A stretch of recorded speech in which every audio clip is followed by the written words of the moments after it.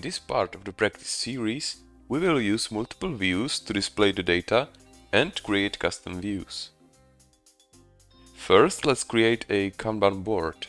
Kanban board is especially convenient for working with tasks. So let's open the tasks table. You could notice that I filled the projects with more data from the last time. Now we can choose the Kanban view from the drop-down menu and configure it. So the columns will be the various states of the tasks, and the Kanban cards will be the tasks. Let's also set the due date attribute so Lumeer will show which tasks are overdue.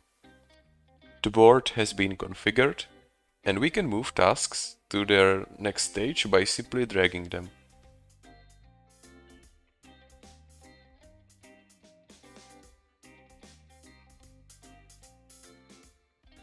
We can save the view as a custom view and then quickly come back to it.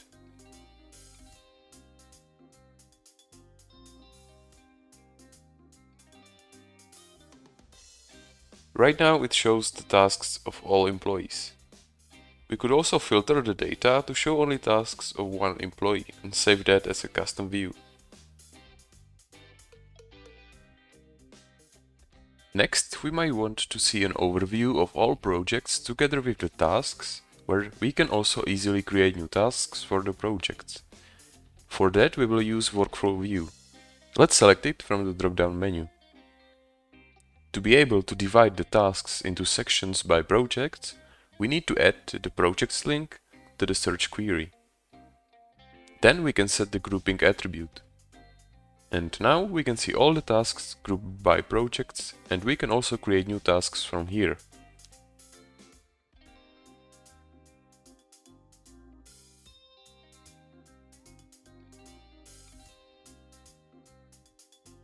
In previous parts we created the table for storing information about all planned meetings.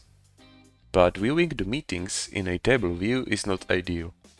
Instead, it is better to view them in a calendar. So again, let's open the meetings table and choose the calendar view. Set all the attributes and save it as a custom view.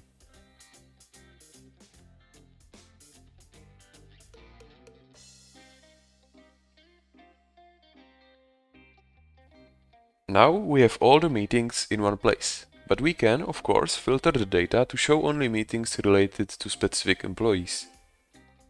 Or we can also create a calendar showing all the meetings and tasks of the specific employee to see how busy they are.